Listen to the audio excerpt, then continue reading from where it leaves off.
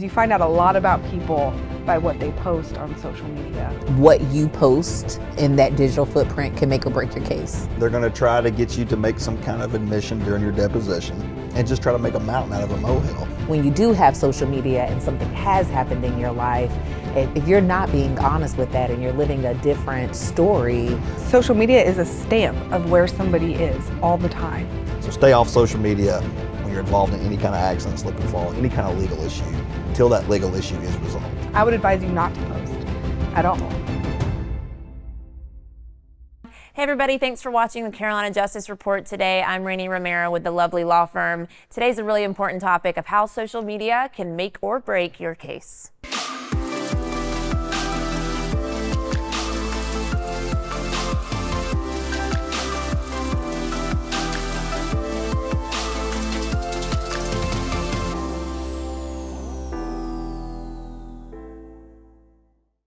Welcome back. Today I am joined with attorneys Justin Lovely, Sarah Austin, and Sharday Crawford. I really like this subject about how social media can affect your case. So Sharday, I'm going to start with you. Give me kind of an overview on why this is important for people to know. I like this topic too. I think in today's time, we live our lives on social media. Mm-hmm. There are some people who cannot take a step in the morning without sharing everything that they're doing on one of the social media outlets, which is great. Right? You feel so connected to your friends and your family that are all over the country, all over the world.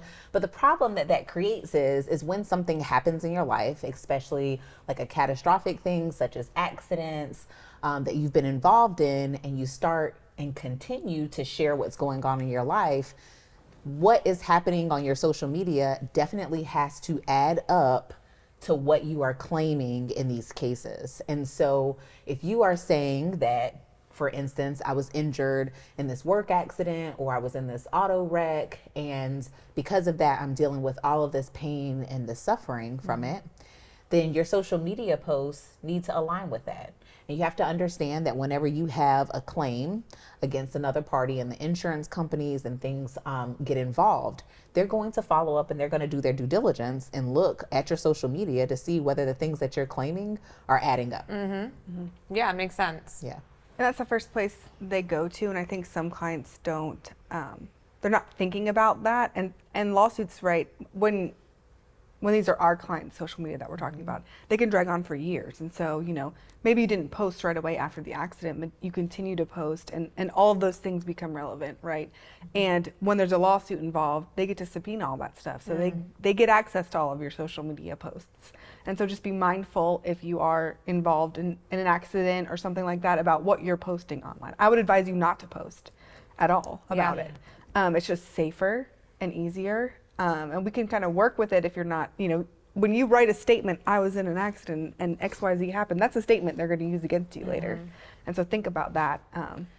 Is that something that you can kind of like work the system and like create a page that isn't your exact name and you're more active on that throughout the process, or don't do that? Why would we do that? You know, we've had clients do that. Yeah. Well, I'm sure that's why I'm curious. You know, that's how it breaks your case. Yeah. When you do things like that. And we're trying to, you know, we talk about this all the time. We're trying to find, you know, the clients. We try to take on cases where our clients are actually injured. They are being honest about that, and you know, we're not saying that we have these clients who are living these double lives. And, you know, so we're just saying when you do have social media and something has happened in your life, if you're not being honest with that and you're living a different story on social media, it's going to come back to bite you in the butt. And things are going to get twisted against you, right? The more you share, the more it's going to get twisted and used against you, even if you're not doing anything wrong. You know, I had a client who went on vacation literally a year after the accident. And we're not saying she's so hurt she can't go on vacation.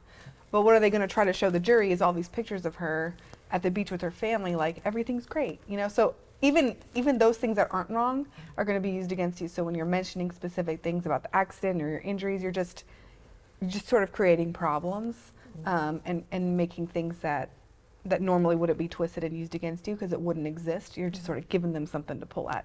That's really interesting to me, though, that could still be used even so much later. I mean, what if they've been going to therapy or they've had surgery and Right. they know What, it's what they're better going at to that do, point? they're going to ask for this during discovery, right? They're going to try to get you to make some kind of admission during your deposition and just try to make a mountain out of a molehill. Right. Get you just to slip up or anything Gotcha. because they're just trying to defend most of these cases that, that they know they're at fault. How can we diminish, devalue these injuries, these damages, right? And this is one of the ways that they do it. Now, on the flip side, we do it against the defendant, right? I mean, we do it with our own clients too. Sometimes social media is a stamp of where somebody is all the time, Yep. right? It's got your location, it's got who you were with. People tag where they are, and so when people are trying to say our clients weren't where they were supposed to be, or we talked in an earlier segment about motorcycle headlights on. Well, it's like 2 hours earlier. Here's a picture with his bike and the headlights on. Everything was working. Yeah. It can really work to our benefits for our clients too, Yeah. Yeah. and it can. We've had a lot of fun.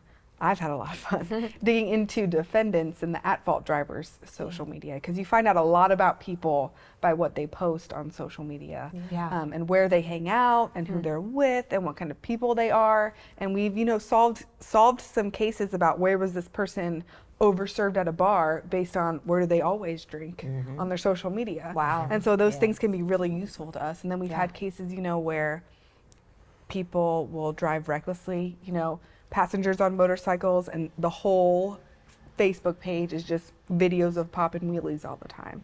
I mean, we can use that stuff just like they use it against our clients. We can really use it against the at-fault drivers too. Witnesses as well. If we think there's a witness, like this doesn't make sense.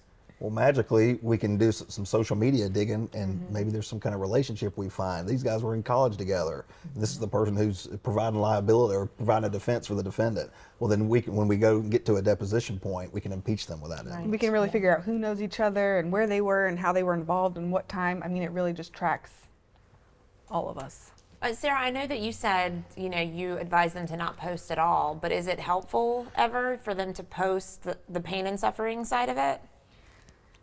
I mean, I would advise not to post at all about Okay. it. There's ways that we can show the pain and suffering without you posting on it and everyone commenting on it, because you might have that friend that's like, oh, you didn't look that hurt last weekend, You don't know what other people are going to say. Yeah. And we can really work it up. All those, take those photos, of your pain and suffering and document all that stuff, and we can use it in your case in a way that adds value. It's not going to add value on your Facebook page. Gotcha. And then if you are, watch your privacy settings. Yeah. Because that's how I'm not friends with all of these people that I sue, but they've got public profiles. We can just go it through everything. regardless. So That's if you are going to interesting. post, make sure your privacy settings are on lock. Now, as far as the social media channels, do you pretty much just go to Facebook, or do you look at them all? Do you try to find them all? Everything. I'm gonna look at everything. Yeah? I want to You're see gonna your look for Twitter. everything? I want to see your Instagram. I'll see your mom's Facebook, your grandma's Facebook, your Yes. sister, your So- friends. And the insurance I'm gonna companies look do at that too. the friends that you're connected with. I mean, just think about it. Absolutely. If I have a client that was hit by a drunk driver, and I pull up Sarah, and Sarah's friends with Sade and Justin, and I'm gonna look and see where Sarah, Sade, and Justin were hanging all out, and they all tagged each other that they were at the Beaver Bar and what time they went and how long they were there, and if they posted pictures. Like, I'm gonna look at all of that. Yeah. So I'm gonna dive deep in. And especially, I think with younger,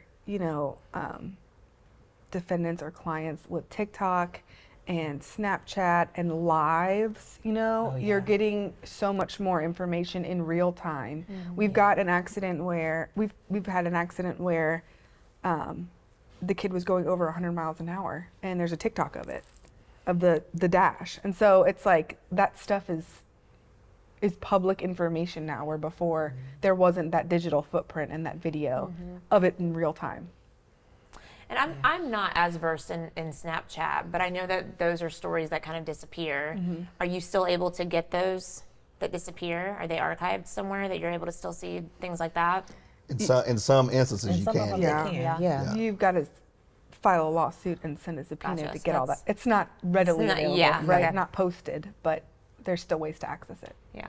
And the Facebook Lives. I mean, when we were preparing the Black Lives Matter trial, for the defense trial, we were able to go on a Facebook Live from 2 years ago and pull it and actually utilize it in the trial. So, Are any of these things, can you use any of the social media stuff in trial, or are there rules against what you can and can't use? There's always rules Yeah. about what's going to be admissible, but you can use all of it in negotiations, and you can certainly try to get all of it in. Just like they're going to try to get those vacation pics from, 2 years later, which we would obviously try to keep out.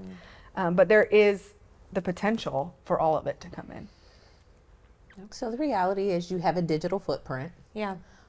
and what you post in that digital footprint can make or break your case. And you're not always thinking about that when you're posting. You just need to understand that that can hurt your case, and you need to talk to your attorney about it and decide whether or not that's something that they want you doing. And if you do post and then delete it because you get scared, make sure that you're honest about what you have posted and shared so that we could be proactive, because deleted posts, just like Snapchats disappear, deleted posts are there too. still And so there. if you're hurt enough and it goes far enough and we're looking at court, they're going to try to get all of that stuff, even the stuff that you've deleted. Interesting. Justin, any final thoughts on this? The one other thing I would add is with all this artificial intelligence that's coming out, and we've started using this as well. I mean, privacy is gone for everybody, right? When you're agreeing to terms of service, people have no idea what they're releasing. They're releasing everything. And so we're using some facial recognition stuff now. We're trying to say, hey, is this, we may not find them on Facebook, but you're asking, are they on TikTok? Are they on LinkedIn? Where else? Right. What other social profiles are these in? What other friends' profiles is this face in? And so now technology's advanced so much with this AI, they're able to detect, your facial features. Literally just upload one photo of a defendant, and we know exactly where they've been through all social media platforms. And the reason I say that is the same thing's happening for plaintiffs. So when Sarah says don't post, we tell all our clients don't post. These platforms are so addictive. If you say, I just want to give everybody a little update, just like she said, somebody's going to start commenting. The addiction of these platforms pulls you back in. We're trying to work your case to get max value, and then some rabbit hole's gone down on these platforms. They can really tank the case. It might not take it 100%, but it can definitely devalue the ultimate settlement value of a case. So stay off social media when you're involved in any kind of accident, slip and fall, any kind of legal issue, until that legal issue is resolved. Well, and I was just reading kind of our preliminary notes that we made about, this story. And we had also mentioned that it can be it can use to be to discredit witnesses as well. So that's something I guess I didn't really think about. No, right, same thing. That's what I was kind of alluding to earlier. If we have some witness that kind of comes out of the woodwork and says, oh, your client ran that red light, and we're like, well, that doesn't make sense. It's not in the police report. I'm just throwing this hypothetical out there. Well, we're going to look into that person, because we want to say, what is this person's credibility? Is it some random person that really saw this, or is it their cousin, their coworker, their friend from high school years ago? And these are the types of things that a social media investigation will reveal, give us impeachment criteria and stuff to go after this person, like you just said, to discredit a witness. Yeah. No, it's super interesting. And the digital footprint, I mean, gosh, I feel like we hear that with everything, your digital footprint.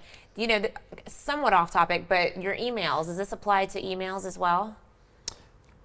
Yeah, I mean, we can literally take your email, and we're going to have our private investigator figure out where is that email, because there's databases keeping all this stuff. Where has this email been used? And you can go as far as what are they getting, if that's linked to like a CVS frequent, what do they call them? Care card. Yeah, the care card. What's that called though? love my care card. The pharmacy points thing. It's Yeah. like all these. Every company has that. I mean, you can pull all that data. That's how we mass torts. That's how we do proof of use and mass torts. Somebody says, "Hey, I used Zantac 10 years ago." Well, Zantac says, "Well, I didn't do it." Well, guess what? We got Walgreens data. You've bought Zantac and off-brand for years, and so we can use that data to prove use. Same kind of thing. You can use an email to trace back to different profiles. That's why you said, can they get around that by setting up a different profile? No, don't use that, because that makes you look like somebody who's trying to hide something, Yeah. hide the truth. Yeah. And that's the worst thing you can do. Yeah, I think it's a really great way to prove what is true, Yeah. right? But it's also, a lot of things can be taken out of context at the same time, which is Right. why don't post. But there's a lot of good ways we can use it to make your case to prove all of these things. Right. So just be mindful of what you're putting out there. Yeah.